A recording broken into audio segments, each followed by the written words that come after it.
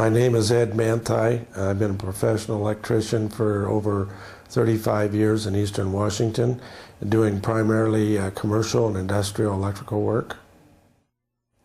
About 2.5 years ago, I had a personal experience with arc flash. I was removing an I-line breaker out of a panel board, and apparently there was an unfused conductor coming off this main lug panel that went up to a voltmeter, and the big conductor that was hooked to this breaker had been rubbing up against that all these years. And when I moved that big conductor, which had a 90 on it, out of the way to get the breaker out, when I moved that conductor, I heard a buzz, and then after that, a major explosion. I was able to get my eyes closed, I think, and my head back a little bit, blew me back on the floor.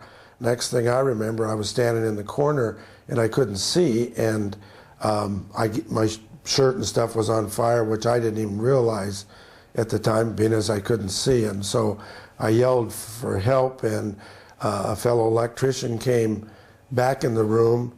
Apparently he'd helped me up and left the room and thought I was with him, and he didn't realize that I couldn't see, and came back and got me. They took me outside and put me out with the fire extinguisher, and of course my main concern was I thought I was blind because I couldn't see anything. I was in the hospital approximately 3 weeks the first time, and then they let me go home for a week, and we were still treating my chest and stomach, hoping it would heal on its own. It didn't, so I had to go back, and I was in there another 3 days, and they grafted my stomach. And then I went home, and in another week and a half, all the skin that had healed on my hands, the back of my hands and arms, started to blister. So I went back in for another 3 days. They were trying to figure out what was going on there. Then I went home for approximately 2.5 months and to see if this blistering, sometimes it'll quit, and unfortunately mine didn't. So then I had to go back in and have a 5-hour surgery, taking all this skin off, and then another 5-hour surgery, taking skin off of my legs and putting it on my hands and arms. And then after I recovered from that, the following spring, I had to have this finger removed and the webbing fixed between the fingers. When they graft, the tissue, skin ends up being out over the ends of your fingers, so you have like webbing in there, and they take and remove that and take skin from your side and splice it in there and get rid of that webbing.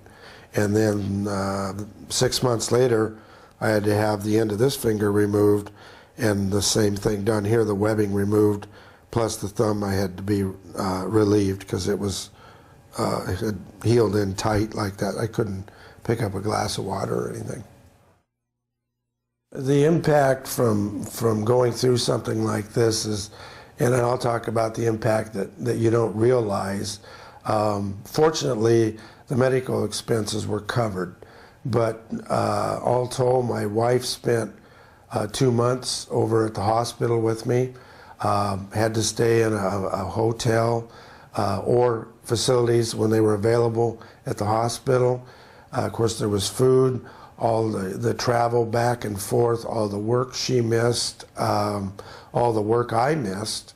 You know, it's a huge financial impact on you personally, and it impacts your whole family because now they're making trips over to see you. You know, it's just a huge family expense. You know, that's the part, I guess, that you don't realize until you get in a situation like this where you get hurt bad enough to have to merit being in hospital for 2 months. I don't do anything different now than what I've always done, safety-wise.